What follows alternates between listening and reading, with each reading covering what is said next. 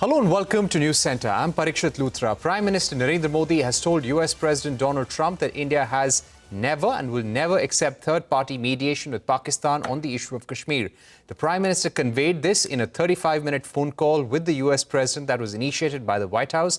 The Prime Minister also clarified that no discussions were held with the US on mediation or a trade deal during Operation Sindoor. This according to a statement by Foreign Affairs Secretary Vikram Misri. The Prime Minister declined President Trump's invitation to visit the US on his way back from Canada.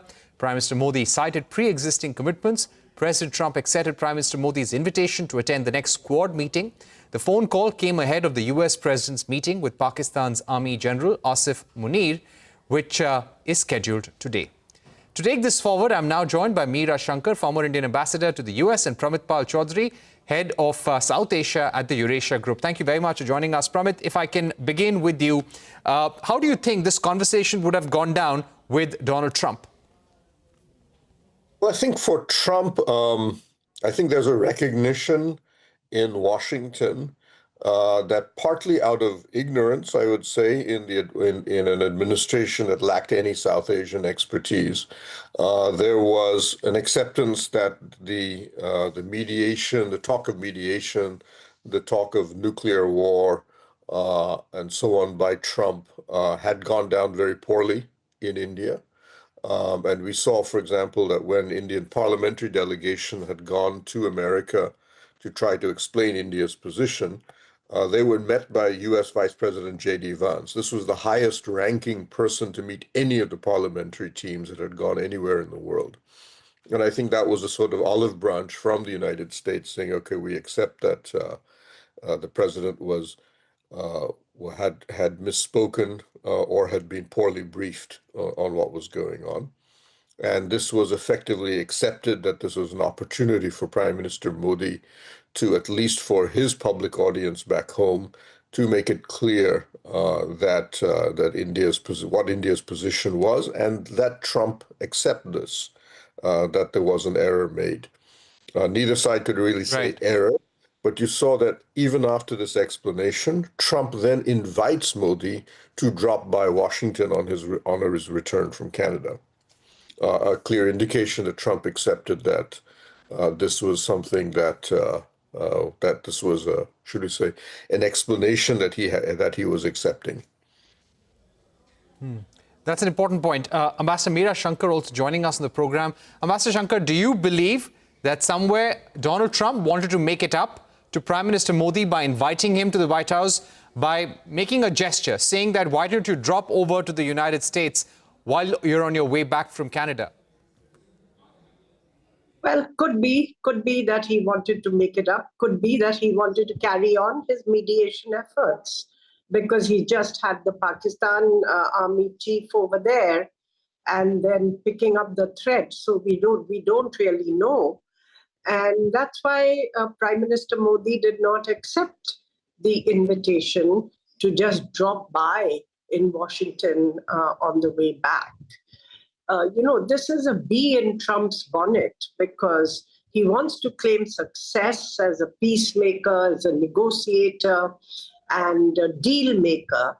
But his efforts in Ukraine and, of course, vis-a-vis Iran have not yet met with success or yielded results. So this was one kind of area where he thought that he could claim success. And it's something which predates his second term. It's right from his first term, I remember when Imran Khan was visiting Washington, President Trump offered his mediation to resolve the Kashmir issue. And the State Department at that time, well aware of India's position that we want to deal with these issues bilaterally and that we do not welcome mediation, walked back the president's statement saying that this is not the policy. Obviously, mediation will be only if it is acceptable to all sides, etc. So they walked it back, basically saying this is not US policy. This time round, I think there's no one who can walk back anything that President Trump says. So let's wait and see. But yes, the fact that he reached out via a phone call to Prime Minister Modi because he could not meet him on the sidelines of the G7 summit, I think that was kind of a reaching out to him. And the Prime Minister made our position clear to President Trump, which till now, actually, we have not done very clearly. And so I think it's just right. Maybe our parliamentarians did, but it's not the same as it coming from the highest level of the government. So that leaves no political wiggle room, that this is our position.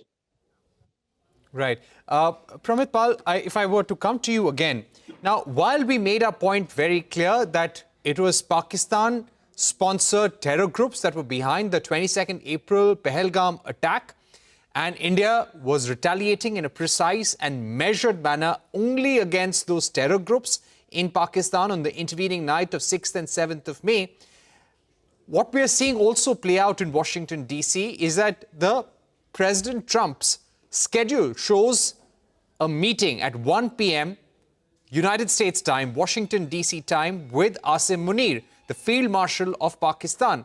Now, this is unprecedented. Protocol would never allow an army chief to sit down with the president of the country one-on-one over lunch. So, how would you describe this meeting at a time when US also extending an olive branch to India? Well, I think, I don't think that's a total surprise when you look at the record of America regarding Pakistan. The Trump administration and previous administrations have always made it clear that they have interests in maintaining a relationship with Pakistan. We've had odd points of time when there have been U.S. presidents or presidencies who are very hostile to Pakistan. President Biden was, for example, but that was over personal grudges that he held against Pakistan, not because of strategic concerns. And the Trump administration has made it clear that it sees Pakistan as useful, both on the counterterrorism front, and it's expressed some mild interest in mineral resources in Pakistan. That's, I think, more of a Pakistani flag than anything else. Red herring, sorry. There is no, but I think what is also recognized, Trump is not particularly protocol driven. He does his own foreign policy, if you wish. And I think he knows very what he does.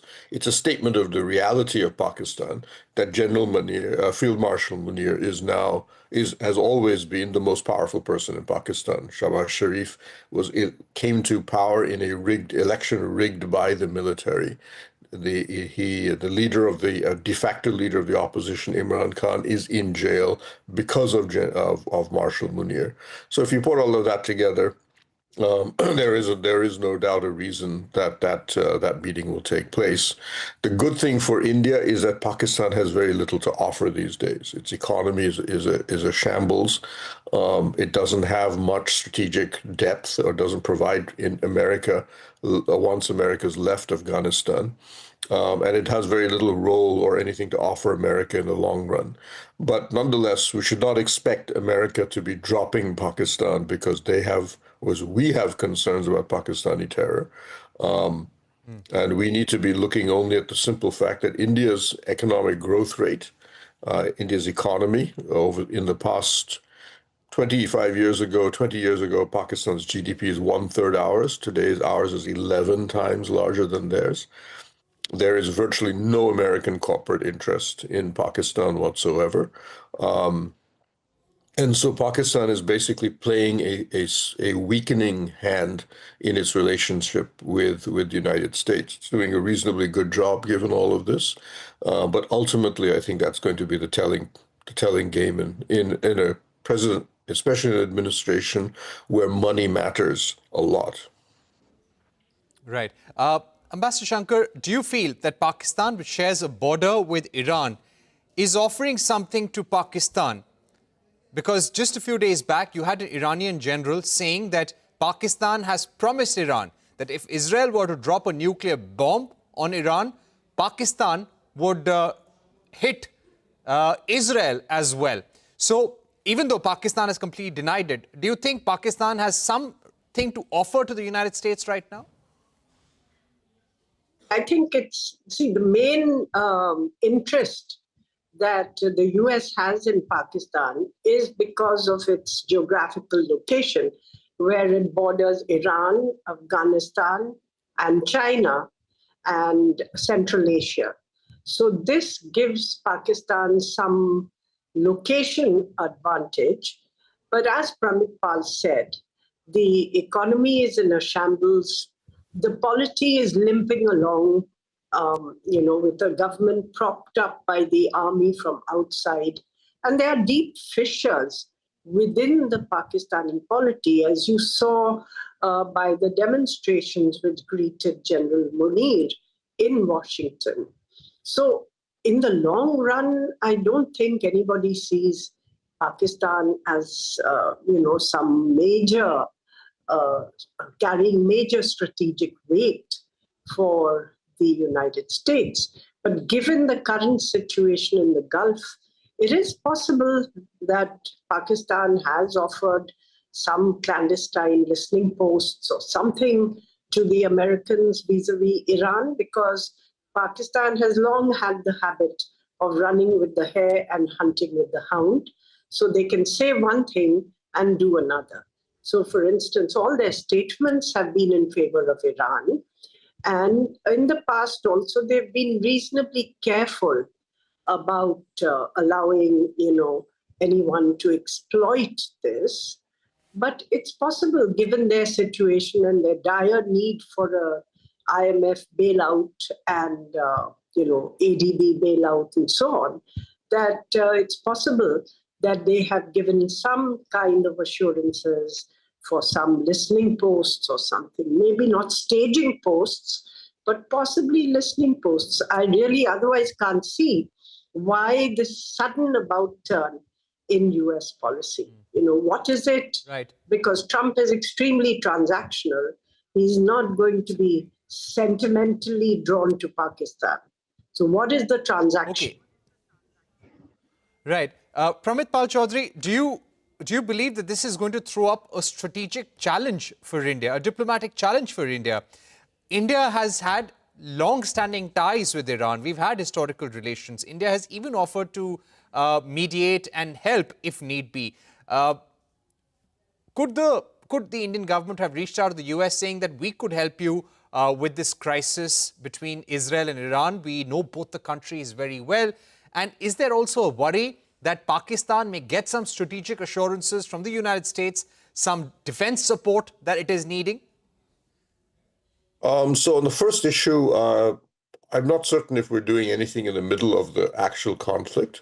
But if you've looked at the speeches of the Indian foreign minister and his interviews before the conflict broke out, he has, I think, at least twice said, when asked about India's role in the Middle East, he has said, we see a gap in communication between Tel Aviv and Tehran, and we are trying to fill that gap. We're trying to be a bridge on that. So it's pretty clear that India has provided at least some sort of messaging acted as some form of communication link between Iran and Israel.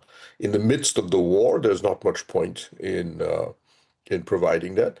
But the point, more importantly, as far as the United States is concerned, Trump is quite openly and violently pro-Israeli. He has openly demanded unconditional surrender from Iran. He has said that even if you want to have negotiations, you must surrender your nuclear weapons beforehand. That is not the position of a person playing a neutral mediating role. So I don't think it makes any sense for India to intervene at this stage of the game, unless, for some reason, both Israel and Iran asked. Modi was asked the same thing on Ukraine when he has gone to the G7 summits. When G7 summit leader, would you prepare to mediate? And he said, if Kiev and Moscow both ask, we are prepared to consider. But until both ask, we are not. If only one side asks, there's nothing for us to do. And that right now, obviously, there's no interest on Israel's part for any mediation requests, and I don't think there is one from the United States either. Right. Ambassador Shankar, coming back to you, does this become a diplomatic challenge for India? You have Pakistan, which Donald Trump, during Operation Sindoor, very openly hyphenated with India. He, at least 14 or 15 times over the last 1.5 months, he went on to say that I brought the conflict to an end. I offered to trade with both countries. I told them that if you want a trade deal, you need to stop fighting. And he kept on saying that. Hopefully, he will now stop. But does this somehow show growing importance of Pakistan for the Trump administration? I think there are voices in the US establishment who do seek to balance India in South Asia to some extent. Or they say that you can have good relations with both India and Pakistan. India in the context of China, that is the Indo-Pacific, and Pakistan in the context of CENTCOM and the Middle East. Obviously, the weight of the US relationship with Pakistan is certainly not as significant as the relationship with India. But, it's always tactical. If they have some other interest and Pakistan serves that interest, then there is a sudden coming together. We've seen that in the past. And Pakistan, too, has sought to play this to compensate for its, military inferiority compared to India. So they've always sought outside balancing or outside assistance to be able to compete with India. But for India, I think the basic thing is that we need to concentrate on our own economy, to see that it grows faster than it is growing now. It's doing well in terms of the way the world economy is doing. Right. But for our own requirements, we need to see if we can push it up to at least 8%, and then also have a concerted push to acquire the capabilities that we need to have rather than depend on other countries. For instance, in pharmaceuticals, APAs. I'm running out of time.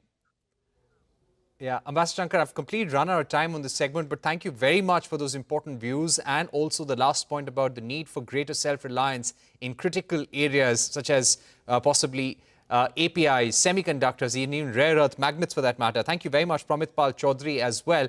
We're taking a short break, but don't go anywhere. Lots more coming up on News Center.